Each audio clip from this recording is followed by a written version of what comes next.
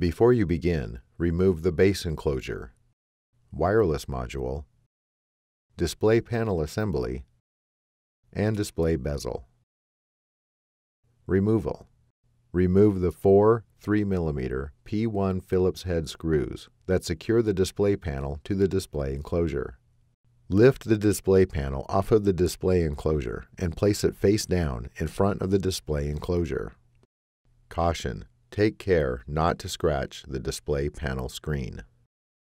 Peel back the retention tape that secures the display panel cable to the display panel and disconnect the display panel cable from its connector on the display panel.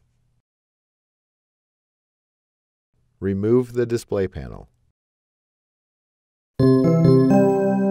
Replacement. Place the display panel face down in front of the display enclosure. Caution: take care not to scratch the display panel screen. Connect the display panel cable into its connector on the display panel and replace the retention tape.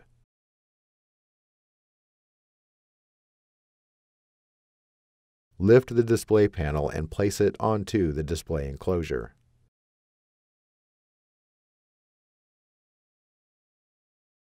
Replace the 4 3mm P1 Phillips head screws that secure the display panel to the display enclosure.